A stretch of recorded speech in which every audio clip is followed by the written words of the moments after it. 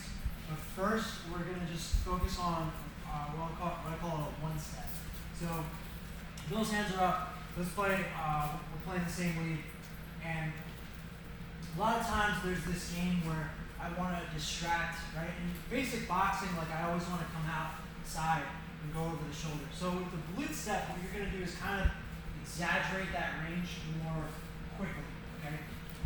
So off of the blitz step to kind of get a basic idea of how to do this, you want to start with hooks. Hooks are the easiest way to kind of figure this out. So normally in boxing, when we throw a hook, we want to step out and pivot, right? So we throw the hook, we step out and pivot, or we can throw the hook and pivot outside. Now, when we focus on the basic concept of the blitz, you want to throw the hook, and then throw the hook and come back the opposite direction. So the hook. So if my right arm is throwing the hook, I jump off of that leg in the opposite direction. So for this first step, what we're doing is if our opponent, we have jab, hand out, like casual. Okay. So what I want to do for step one is I'm going to throw a basic blitz step. So instead of just kind of stepping off to the side, I'm going to blitz out. And what I want to do is I want to cut so much so that I'm almost seeing the back of his shoulder, okay? So we cut out, and then we go over top, okay? So that's the first one. We can come outside. We can do that off of the jab, too. We're throwing jabs, jab out, come across. Okay, so all it is that step to get behind. And this is we're just using boxing right now. You can set up that angle with kicks as well. Coming low, or we can go set, come up high, whatever.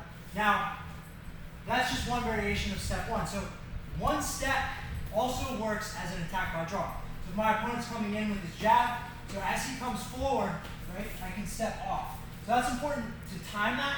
So if Bill is like stepping forward with his jab, right, same thing. But that time I kind of did it off of the parry. So I don't necessarily have to throw something. So he comes in with that jab, you can come off of the parry as well. So basic concept. So now let's go, we're in opposing leads. So a lot of times in opposing leads, I want to go this way. So a lot of times we have the mentality that we want to be outside of that front leg, which is a good strategy, but with the blitz step, it's easier for us to cut inside, which is actually more effective, because now I can get more shots off. My opponent is less apt to defend against that, right? Because if I do this, all he has to do is kind of start turning his body, right? So from here, what we're going to do is the same movement, but now we're out here. So off of this jab, boom, blitz, we have the whole opening, okay? So we can attack multiple combinations from this point, and he can't really defend us. Now, from this position, what Bill wants to do, or what most fighters are going to do, is they're going to step back and pivot to face me, right? So, but watch how long that takes. Okay? He's already got hit at least once or twice. Okay, and then if we're doing MMA, right? It's really easy to grab the takedown off of that too, because he's going from square to this, and he doesn't really have any room. So this is where it's important to learn the ambidextrous footwork, because in this particular scenario, it works a lot better. So if I come off to the side, instead of him pivoting, right, what Bill's going to do is he's going to switch leads. Okay, from here he can actually cut me off, right? He can actually have just start with the cross, because I'm going to run right into that cross.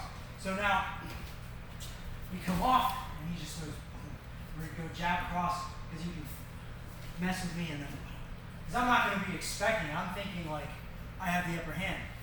Okay, now the other thing is to make distance, or defensively. If I come off, he switches leads. He makes way more space in a much quicker period.